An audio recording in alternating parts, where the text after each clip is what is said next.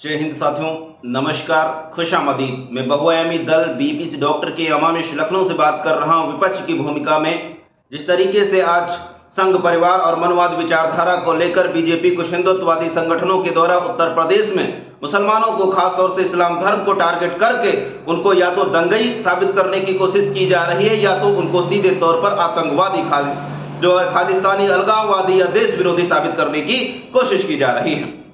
सोचने पर मजबूर कर देगा। जिस तरीके से लखनऊ टीले वाली मस्जिद के सामने फोर्स लगाया जाता है, क्या संदेश दिया जाता है।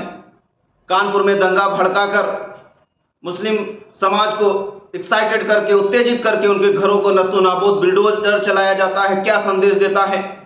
सांभल जामा मस्जिद के सामने आप पुलिस चौकी बनाते हैं, हिंदू समाज को क्या मैसेज देना चाहते हैं। सहारनपुर में आप देवबंद के सामने एसटीएफ फोर्स का न्यायालय गठन करते हैं, क्या संदेश देना चाहते हैं। अगर मुस्लिम समाज से संबंध रखने वाली कोई भी संगठन सरकार के में बैठे अधिकारी या सरकार के खिलाफ कोई रिट पिटीशन फाइल करना चाहता है तो आप उसके खिलाफ जो है जुर्माना बोलते हैं और उसकी घर की कुर्की कर देते हैं और उसको जेल में डाल देते हैं। आप क्या संदेश देना चाहते हैं साहब, सोचने पर मजबूर कर देगा।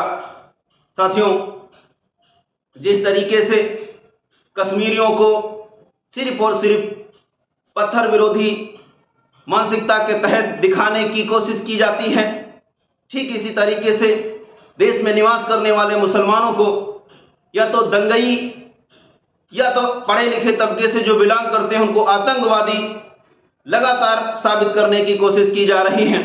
इसके साक्ष्य हैं जब टीले वाली मस्जिद लखनऊ में भारी भरकम फोर्स लगाया जाता है, आसपास निकलने वाले वाहन दूसरे धर्म के हिंदू भाई क्या देखते हैं और क्या समझते हैं, क्या माजरा होता है कि क्या सच में मुस्लिम लोग दंगई होते हैं।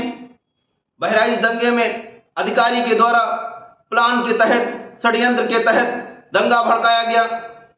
ठीक यही काम आपने सांभल में भी मस्जिद सर्वेक्षण में किया। पहल आपकी होती है, 2700 एफआईआर मुसलमानों पर होती है और मुसलमानों को ही आप दंगाई साबित करते हैं और बदले में आप मस्जिद के गेट के सामने एक पुलिस चौकी स्थापित करते हैं। हिंदुत्ववादी उसका नाम रखते हैं, एक समाज को मैसेज देते हैं कि मुस्लिम लोग दंगाई हैं, इनको कंट्रोल करने के लिए पुलिस चौकी बनाई जाएगी। जो हिंदू कभी मुस्लिम से मोहब्बत या भाईचारा करता था, आज मुसलमानों के अगेंस्ट नफरत से जी रहा है। आपने सहारनपुर में देवबंद को टारगेट करने के लिए यह कहते हुए कि विदेशी फंडिंग है और विदेशों से संबंध है और देश विरोधी गतिविधियां करता है, आपने एसटीएफ बनाया। मैं योगी सरकार से युवा होने के नाते, साक्षर होने के नाते मैं पूछना चाहता हूं कि उत्तर प्रदेश और नेपाल से सटे ऐसे तमाम सारे बॉर्डर हैं जहां पर खुलेआम महिलाओं और लड़कियों की तस्करी होती है, फिर चाहे वो पीलीभीत हो, लखीमपुर खीरी हो, बलरामपुर हो, सिराबस्ती हो। आप बताइए कितने एसटीएफ फोर्स लगाते हैं। आपने लखीमपुर में कोई एसटीएफ फोर्स क्यों नहीं लगाया। हजारों क्वेश्चन हैं जिसका आप जवाब देने में पूर्णतया नाकाम हैं। ठीक यही काम गोरखपुर दंगे को लेकर आजमगढ़ के एक मुस्लिम भाई ने योगी के खिलाफ एक पिटीशन याचिका डाली। योगी सरकार सत्ता में थी, बैठे अधिकारियों ने उस साथी पर 13 लाख का जुर्माना लगाते हुए उसको 10 साल की सजा सुनाई और जेल में बंद है। क्या सचमुच कोई हमारा मुस्लिम भाई अगर आवाज उठाना चाहेगा तो उठ सकेगा। मेरा बताने का, बोलने का मकसद यह है कि आप समाज में डर के मारे भले ही ना बोलें, कायर बन के घर में बैठे, कम से कम अपने बच्चों को तो जरूर बताएं। लोगों को इतिहास पता चलना चाहिए। लड़ाई लंबी है, इसलिए मेहनत भी ज्यादा करनी पड़ेगी। तमाम उन साथियों से जो इस्लाम के फिक्रमंद हैं, मुसलमान भाईचारे के फिक्रमंद हैं, देश को आगे बढ़ाना चाहते हैं, उनसे निवेदन है कि चिंतन मनन करें। देश का भार हम सब युवाओं के कंधे पर है।